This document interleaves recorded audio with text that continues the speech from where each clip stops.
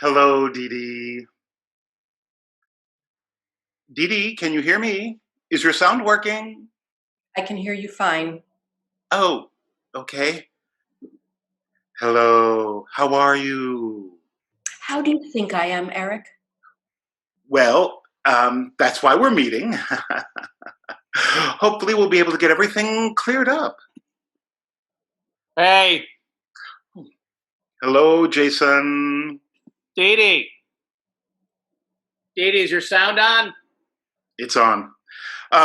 Jason, let's go through the events of what happened and I'll see if we can. Jason, is that box what I think it is? I don't know. I just found it out on my front stoop. Just noticed it when I took the trash out. Looks like it was in the thunderstorm we had a few days ago. I can't tell where it's from. It is the right size. I know that I didn't give them your address, but maybe there was a mistake at the post office. If you let Father's ashes sit out in bad weather, Jason, I'll. Do what, Dee Dee? Dislike me even more than you already do? How shall I ever go on? Just open the box. Fine. I just want the two of you to know that nothing like this has ever happened at Plodsky and Sons Funeral Home. We don't do the cremation here. We use a service. I've even used them personally, myself, for a pet hamster. And as far as I know, they sent me back the right ashes. As far as you know. So even if we got the ashes, they might not be the right ashes? Oh, no. They're very careful. But just that pets are different. They do a few at a time. They just keep the piles separated. With people, it's different. They do them one at a time. My father was not a large man, Eric. If they were in a hurry, you could have put him and an emotional support menagerie in the oven. We don't like to call them ovens. We don't know these people. They could have dumped my father's body in a dumpster and sent back a vacuum cleaner bag of ashes that is now sitting under some disgruntled drunk postal employee's porch. I can assure you, Dee Dee, they have procedures they have to follow, state regulations. Got it. Do ashes look like packing peanuts? Well, they should be in a plastic bag. Father's ashes are in a baggie? It's a strong, high-quality Ziploc. Here it is. What's wrong with Father? It must have gotten wet. What should I do? Here's what I suggest. You could put it in your oven. I thought you didn't like that term. Well, in this case, I literally mean an oven. Put it in your oven on a low temperature. It could take a few hours, but it should get all the moisture out and make your father's all ashy again. Cool. I can warm up some leftover pizza with it. Take it out of the bag first and put it on a baking sheet, Jason. I apologize for it not being sent to you, Dee Dee. Make sure you send it to me when it's all dry.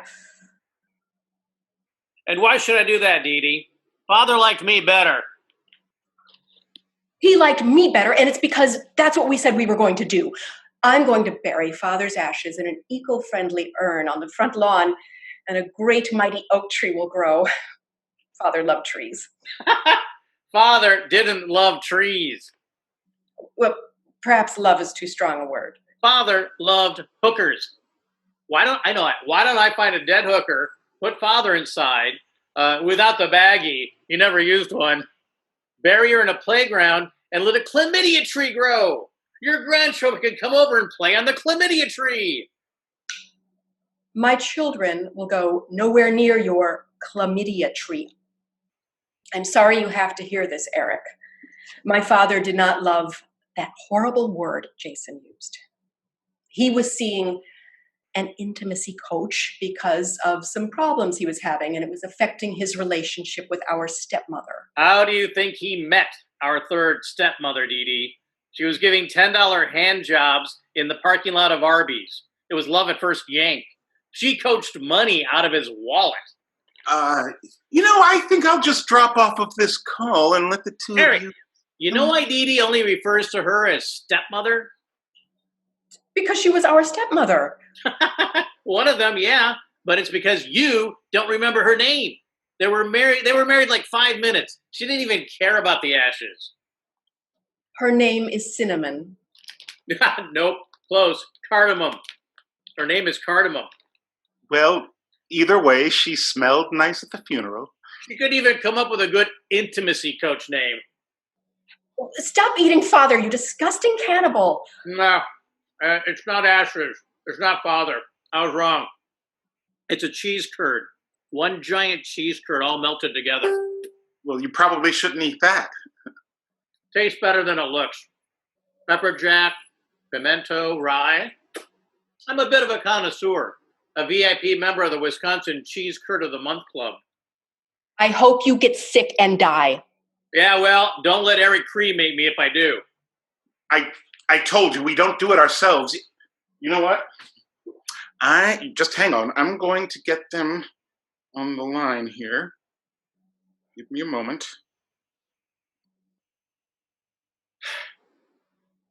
This isn't what I wanted. We shouldn't be arguing like this. I meant the cheese curd. I don't like rye. It's in my preferences.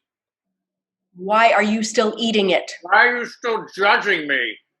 If you find it, I still want them. Sure, I don't care, but stop kidding yourself about what a wonderful guy he was. He sold the Fanny Pack factory, cashed out, squandered our inheritance, and spent the rest of his autumn years calling himself the Caligula of Kenosha. I saw a man who cared very much about his family and his employees, and he worked hard to put food on the table. He may have had his lapses, but I saw a man with a big heart. So big it exploded like a beached whale on a stick of dynamite. Jason, DD. This is Angela. Hi, Dee Dee, Jason. I'm the manager here at Ashes to Ashes Trust Our Dust. And first of all, let me say I am so sorry for your loss. But I do have some good news and some bad news. First, the good news. We found your father's ashes. I have them right here. So, Dee Dee, we can get these in the mail to you today.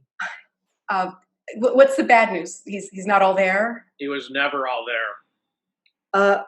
Actually, he is all there, and there's a bonus, if you will. We had a particularly busy week with all the COVID-19 cases. Hoax. Okay. Anyway, one of our employees who has been fired thought they would expedite things, and because your father was on the petite side, we put him in the oven with Knew it. We put him in the oven with a miniature pony named Daddy's Girl. I'm so sorry. That's what's caused the delay in getting them sent. We separated them as much as we could, but it's really, there's no way to tell which is father and which is miniature pony. I think the old man would be okay with that. Along with hookers, he loved the ponies. You like to bet on horse races? No. Well, Angela, thank you for your honesty. You didn't have to tell us. Actually, it's the law. We've had quite a few violations in the past. If I thought I could get away with it, I would totally lie to you. Jason, you know what, Eric, this reminds me. Mm-hmm. The ashes that you got were probably a boa constrictor, not a hamster. Oh. Poor Walter. Well, Angela, your court-ordered honesty is appreciated. Well, I hope this clears everything up, Dee Dee. I hope we're on better terms, and I hope that tree of yours flourishes, STD-free. Jason, good luck to you and your curd. You deserve each other.